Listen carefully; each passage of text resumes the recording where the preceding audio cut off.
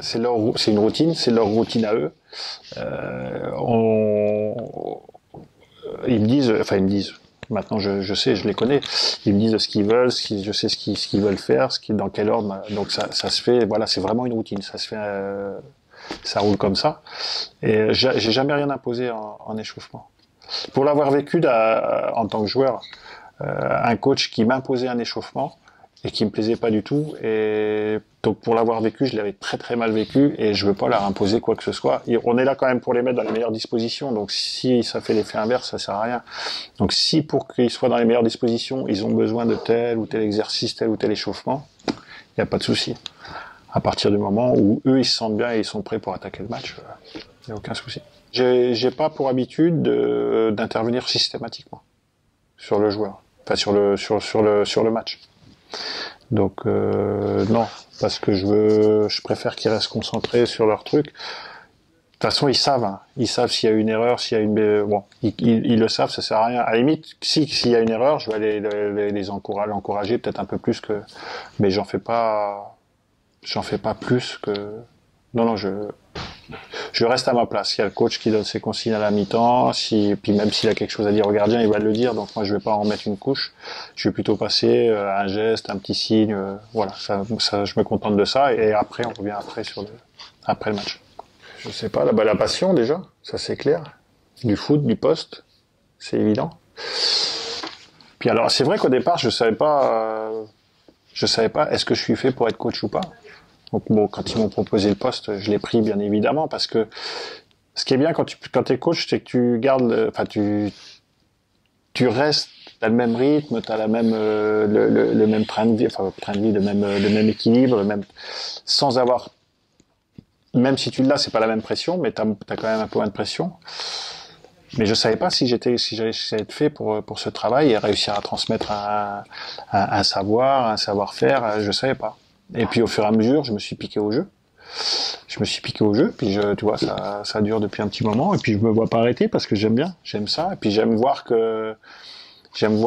aussi la complicité qu'on a avec les gardiens, les rapports qu'on a ensemble, parce que c'est pas des rapports, tu l'as vécu, c'est pas des rapports entraîneur-entraîné. Ça va un peu plus loin, quoi. On n'est pas potes, mais on se rapproche un peu quand même de ça. C'est évident, hein, donc et c'est bien parce que ça n'empêche pas qu'on peut se dire les choses. Si j'ai envie de leur dire que leur comportement, que leur truc ça me plaît pas, je vais pas. Ça aide aussi à ça. Parce qu'on est là pour se dire, et quand c'est bien, on dit c'est bien, mais on n'est pas là pour leur dire que c'est bien ou t'es le meilleur. Mais ils acceptent mieux s'il y a une bonne relation quand on leur dit les choses. Ça c'est sûr.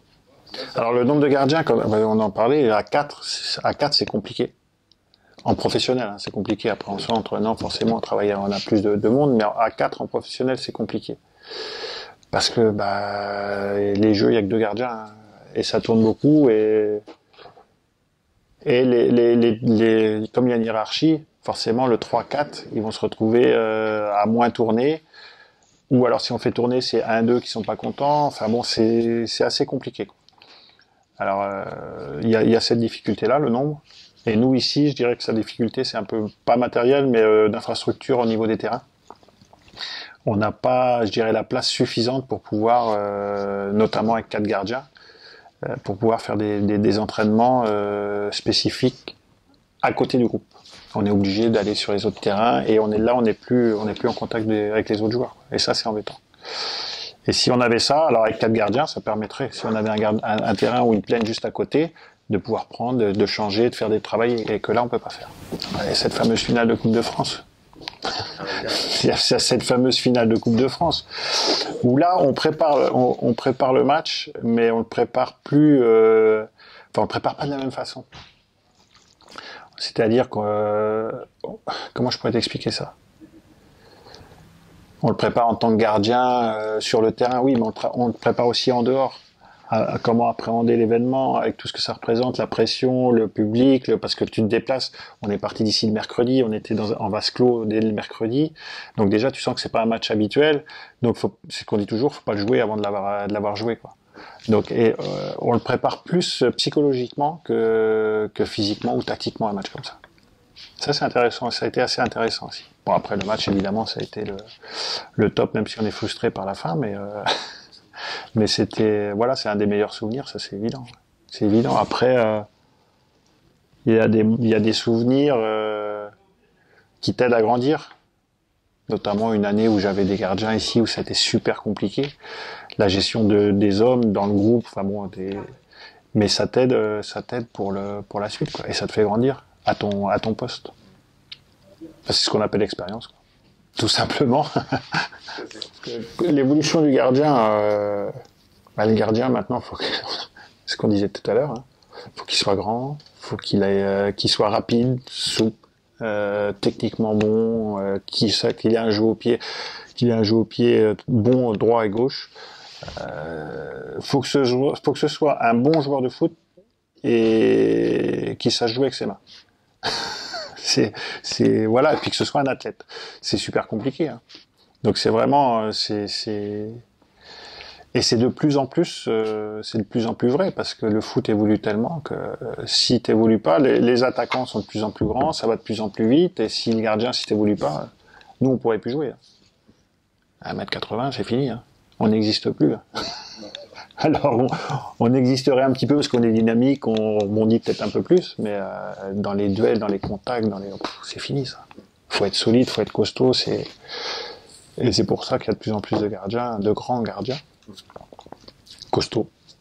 Alors là, notre partie terrain, je pense pas qu'elle change parce que tu travailleras toujours les mêmes choses. Je pense que là, la différence, elle se fait, et je le vois, en préparation athlétique. Ouais, les mecs, ils sont en salle et puis ils se musclent. Alors pas bêtement, hein, parce que c'est fait intelligemment, mais on en fait beaucoup plus que maintenant, je pense. Et ils en feront encore beaucoup plus. Mais sur le terrain, je vois franchement l'évolution, je vois pas franchement d'évolution ou de révolution qui puisse arriver. Après, comme tu dis, peut-être trouver des outils comme le trampoline. Ouais, non, après, les outils de travail, bien sûr. Ouais, il y a le trampoline, il peut y avoir plein d'autres sports qu'on peut adapter au foot et aux gardiens. Le ping-pong pour les réflexes, je sais pas, je dis, c'est des trucs, ça peut être des idées comme ça, mais le tennis, il y a le paddle qui peut être le nouveau sport là en salle fermée qui peut être très bien aussi pour la vitesse d'exécution. Il y a plein de choses, Après, je pense qu'il y a un autre truc qu'il faudra faire, c'est faire comprendre au coach que ce genre de choses c'est bon pour le gardien et que c'est pas un amusement, que c'est pas un truc qu'ils prennent pas ça comme un jeu. Enfin, ça reste un jeu évidemment, mais faudra bien expliquer dans quel but c'est fait, parce que peut-être que les coachs ils comprendront pas qu'on aille faire un ping-pong, un tennis ou du trampoline. Donc voilà, en expliquant bien, ils comprendront. Ouais. Donc n'oubliez pas, je suis Gaulle. Parfait.